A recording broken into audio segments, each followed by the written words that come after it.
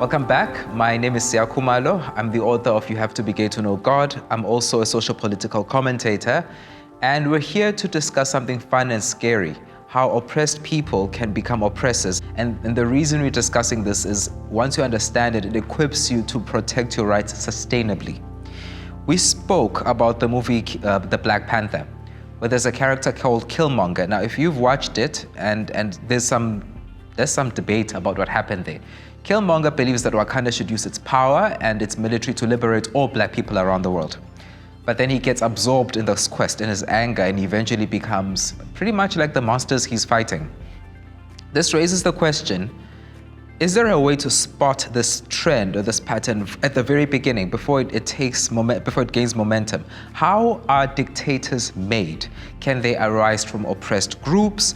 And can someone who gets their way against a well-meaning teacher or parent grow up into a bully who plays on society's sympathy to get their way?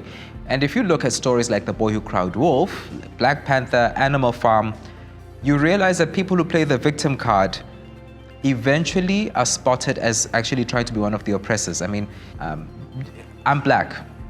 It's very easy to assume that because I'm black, I'm a victim of racism, and that might be correct. But that doesn't mean that I don't want to use racism as a victim of it and use it to get power over other people.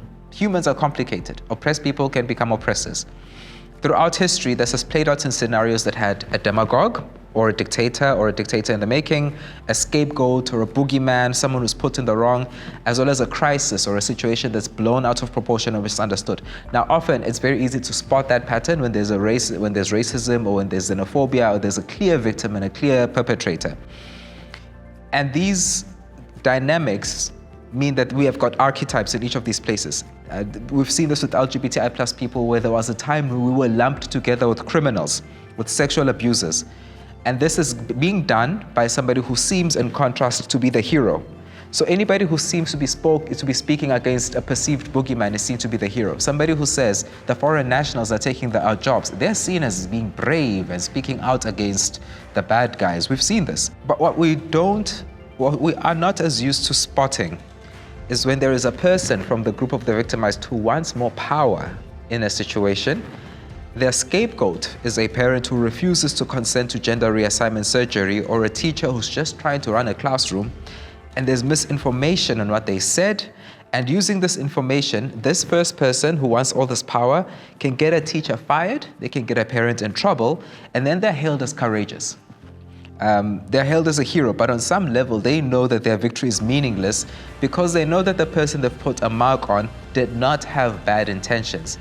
And I've fallen into the temptation to play this game. I used to write an opinion column, and let me tell you, nothing gets you more responses than throwing someone under the bus. It's just people are bloodthirsty, they have a bloodthirst, and that it's easier to play to that than it is to build bridges.